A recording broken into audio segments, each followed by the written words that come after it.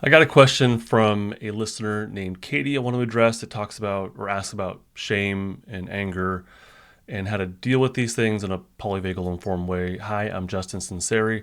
I'm a therapist and coach who wants to help you live with more calm, confidence, and connection without psychobabble or woo-woo. Welcome to Stuck, Not Broken. This is, of course, not therapy, nor is it intended to replace therapy. So the question here is, hi, Justin. I have learned a lot from your videos and am grateful for them.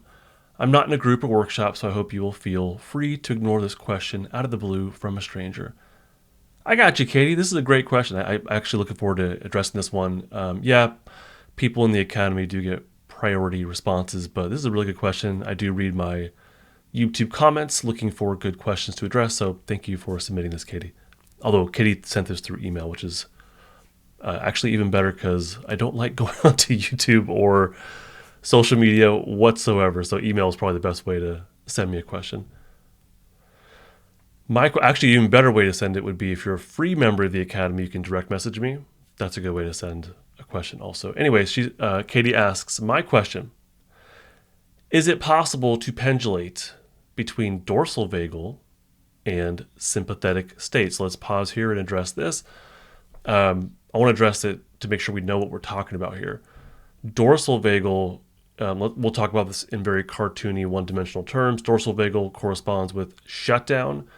That is a limp collapse. We shut down when we cannot be safe, run away, or fight from a danger. When our body perceives, when our body perceives that we're in a life-threatening scenario, it will collapse. It will play dead. That is a dorsal vagal response, we'll call it. Day to day, it looks like depression. Sympathetic states would be flight and fight. That's where we're trying to run away or be aggressive in order to deal with a danger. She goes on to say, I ask because one of my teachers who's not working in a polyvagal theory framework suggested that anger is the most powerful antidote to shame, and they suggested an exercise in which one would move back and forth between the feeling of shame and the feeling of anger, so the two feelings could touch. That is concerning to me. I'm going to cut this off. That is concerning to me because when therapists don't have a framework that they're working from, how do I say this delicately? A lot of times therapists make it up as they go along. I don't mean to insinuate that your teacher is doing that. I don't know your teacher, but we kind of think, well, this could be helpful, so we'll run with it. The problem with that is, well, we don't want to make things up completely, although there's plenty of room to innovate within the mental health world sphere. But the problem is that therapists are more likely, although definitely not every time, but more likely to come at the issues that our clients bring to us from a well-regulated place. I hope at least more likely to be in a place where we have lots of empathy and compassion and healthy boundaries and all, critical thinking, solutions focused kind of stuff that we can help our clients solve problems, but also feel deeply into their emotions. So hopefully we have a wide range of not just tools that we can use or skills we can use with our clients, but also the internal capacity to be with our clients no matter what they bring up, to be with our clients and use the skills. So in general, I hope that therapists are coming at these issues with a more well-regulated state or nervous system than our clients are. That's kind of what they're coming to us for help for, is that we are more regulated and have the skills to help them. That's, I think, kind of what their clients are looking for in therapy, right? So therapists look at problems from the place of a well-regulated state, I think, oftentimes. And so not just therapists, but coaches or anybody in the wellness sphere will say things like, well, just stop doing that, or just do this, or, switch up your structure. But those little ideas are not always great fits for clients. They're often overwhelming. But from a well-regulated place, it's like, well, just do this differently, right? I'm not saying all therapists do this, of course. I'm sure some do. So in this situation where we have shame and like a collapse, someone from a well-regulated place can say, well, let me feel into my shame and feel into my collapse and be able to handle both of those things and maybe make them quote unquote touch. I'm not sure what that means, but touch. The problem is that we're working with clients who are not in a well-regulated place. That's why they're coming in for help. So if a client comes in and we ask them to feel into their shutdown, that is a lot. That is not easy. For a lot of clients, they have no idea like that none of us were taught this stuff as kids, right?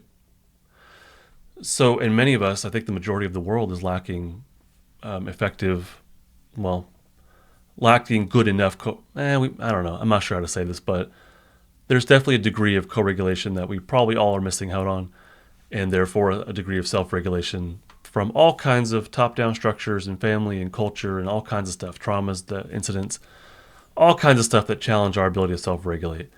Anyways, what the heck was I trying to say? I'm trying to say that for someone who comes into therapy who does not have the skills but lacks the self-regulation, lacks the history of co-regulation, lacks the ability to look inward and even be curious about what they're feeling, asking them to feel into their shutdown state is not realistic. It is potentially re-traumatizing. Asking them to feel into or talk about or think about their shame is not realistic. That is potentially re-traumatizing. So to ask them to do a really difficult skill, which is pendulation, to ask them to pendulate, I'll talk about what that is in a second, to ask them to pendulate between these two very difficult experiences is not realistic and potentially, I would argue, re-traumatizing. Pendulation so actual pendulation is when we are shifting between a state of safety and a state of defense. Peter Levine, I think, calls this, well, he calls it pendulation, but I think he calls the safety piece of it resourcing. I just refer to it as there's a safety experience that we can feel into and hang on to and anchor into, and there's a defensive experience that we can choose to feel into when we're ready to, when we're curious enough to do so. So pendulation, as I teach it, as I practice it, as I do things within the Unstucking Academy, pendulation is something we do from a very anchored state of safety, only when we are ready and willing and curious and open.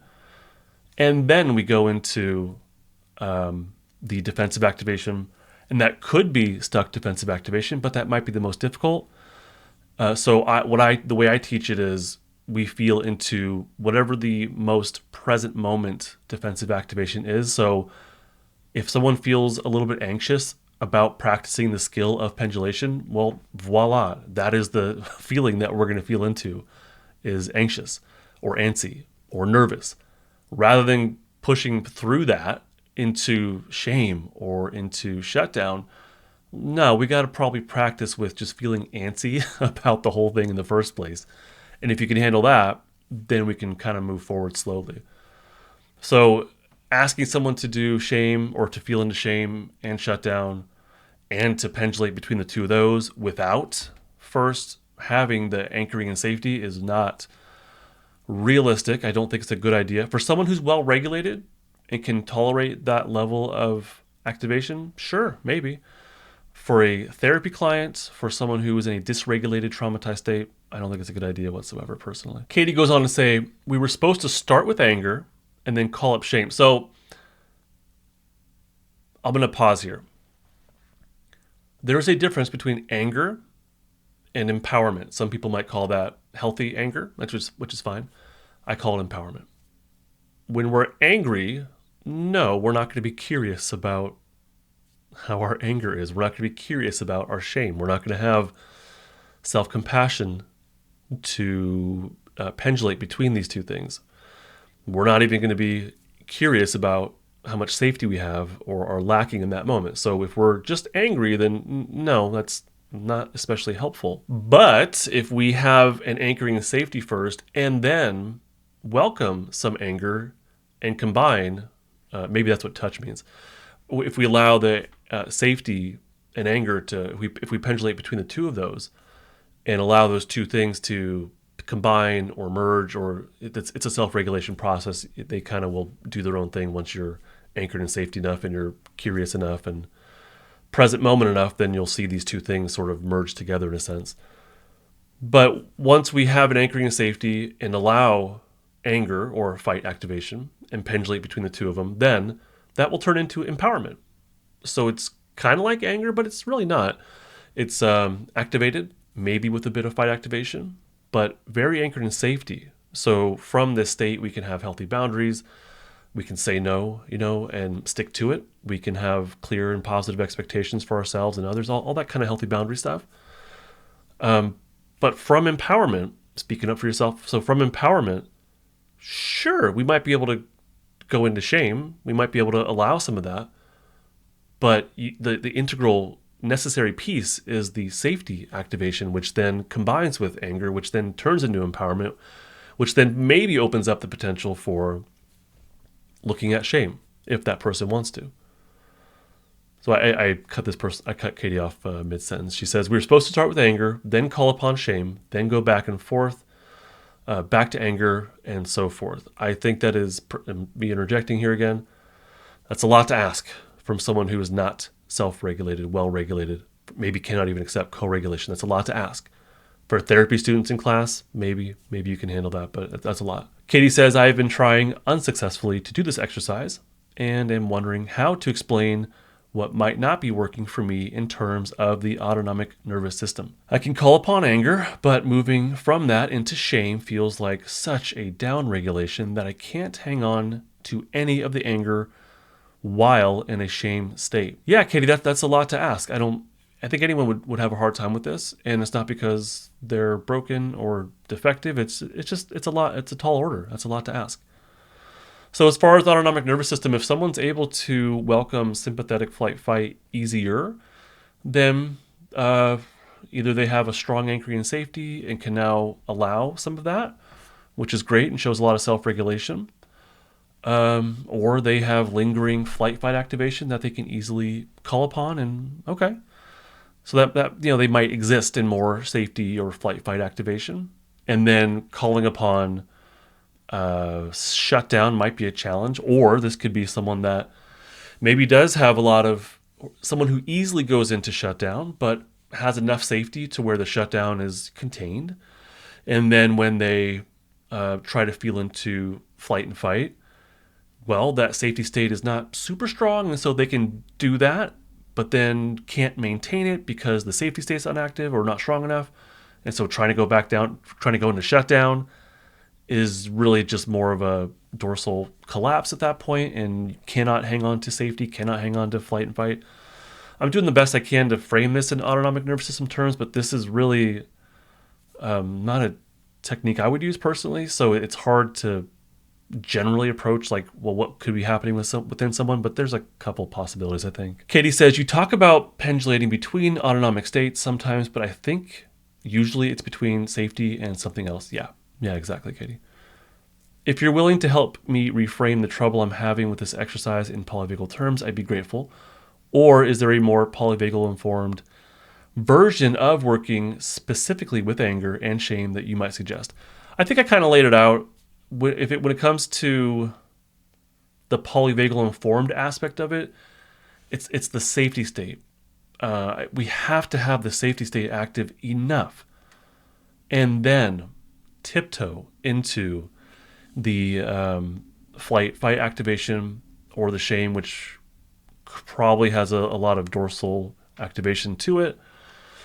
So that's really the polyvagal-informed aspect of this, is how much safety do you have active, and is your safety state capable of balancing or sustaining the flight-fight activation if you're choosing to feel into the flight-fight activation. The pendulation aspect of it, that's really more of, that's not a polyvagal prescriptive thing. That's really more of a somatic experiencing, Peter Levine kind of thing. I'm sure other people do that as well. I do a lot of pendulation stuff within the Unstucking Academy. So that's not exactly polyvagal informed. That's a somatic exercise, but I think we have to have the safety aspect of it. Like that, to me, the way I teach this stuff, that's the priority. Like, I know people want to feel into and relieve their stuck defensive state, but the priority is starting in safety, ending in safety, maintaining safety while pendulating. That is the absolute priority. If you're not doing that, you're significantly running a risk of dysregulation. And I'm not trying to like scare, fear monger, but like it's a real concern. If you're not prioritizing safety, you are running a risk of dysregulation and you're running a risk of re-traumatization. Because once your safety state comes off, well, then your body's like, potentially back in a very scary moment from the past, or is experiencing a whole new level of dysregulation in the present moment. And that's not helpful. That is not helpful, and it's probably going to dissuade someone from trying this skill again. The last thing I'll put forth here is that pendulation I consider this an advanced skill. I have this thing in the academy called the Unstucking pathway. It's a long pathway because it goes from A to Z. It goes from like learning the polyvagal theory all the way to pendulation and a little bit beyond that as well, how to act on impulses that come up from pendulation. So pendulation on my scale of like knowledge and skills is way toward the end. That's a very advanced skill, I think. Especially if you're doing it by yourself. Being led, like I'll do live cohorts in the academy and I can lead people through it, and we do a limited number of pendulations. We'll do, I think, safety, defense, safety, defense, safety. So we'll call that 4 pendulations. But that's the maximum. That's what we do as a live skill. And that's me leading someone through it. By yourself, it's even more difficult. So I have pendulation pretty far down on my Unstucking pathway list of skills that I need to see someone can do other things before they get to that point. I want to see that before they pendulate, they know how to balance defensive activation first. And before balancing, I like to see that they can do something I call imagery and invitation. And before that, can you normalize? Before that, can you validate what you're going through? Before that, can you anchor into safety? So again, I guess to pull it back to where I first began, from a well-regulated place, we would say, well, yeah, just stop doing the thing you're doing, or yeah, just use this pendulation skill, or yeah, just feel into your anger and your shame. But that's from a well-regulated place. We have to remember that we may not, our clients, and Katie, you're a therapy student, so your clients are coming to you in a not well-regulated place. I guess I'll leave it there and wrap it up. I think I addressed everything. Katie, thank you for the great question. I really appreciate it. I hope this addressed everything you were asking for. For everybody else and Katie, I've mentioned the Unstucking pathway a number of times and the Unstucking Academy. The Academy, it's different. And I think this is a pretty good illustration of it. We do things differently. In the Academy, it's small. It's limited to 150 people. And I think we're about halfway there. It's a small community, and I want to keep it small. So I'm not going to have it be beyond 150 people. But the things that we do different in there, there's not like a mountain of courses that you have to figure out and sift through. I used to do that, and that was too much. And so I've gotten rid of that. And now instead of a mountain of courses, it's one pathway. And the pathway takes you from learning the polyvagal theory very clearly, very simply for the layperson. The pathway, the academy, is not for professionals. It's for the layperson. It's for the person that is just wanting to get unstuck and really tired of all the psychobabble, the woo-woo, and the this and the that, and just the endless years and years worth of stuff. I designed this for that person, and it's designed in very small steps. The pathway has small steps you could easily accomplish. The video lessons are under 10 minutes each, and the practical application is very small, micro mindfulness practices. I have loads of guided practices in there. None of this is just like, I teach you the lesson and good luck. There's the lesson or lessons followed by a light practice, followed by me guiding you through a practice, followed by a little bit more complex, and then followed by, okay, now it's your turn. Can you now do this skill? And if not, fine, go back a step and work with me through the guided practice, the pre-recorded guided practice. And once you feel ready, try to get on your own. And once you can do it on your own, congratulations, you have mastered a skill and you're ready to move on to the next step. So the Unstucking pathway is step by step, just laid out in small steps. and it's designed to incrementally work toward unstucking, because pendulation is a great skill, but that is not the answer, the first answer, the first step for people. If you're well regulated enough, sure, but for the people that come into the academy, no, we're a lot of times we're starting from zero, or we're undoing a lot of stuff that we've learned in the past that was not helpful, and now we have to kind of start from zero in a sense. Anyhow, thank you again, Katie and everybody else. If you're interested in becoming a member of the Unstucking Academy, head on over to stucknotbroken.com/Unstucking Academy. Again, stucknotbroken.com/Unstucking Academy. Thank you for joining me. Bye.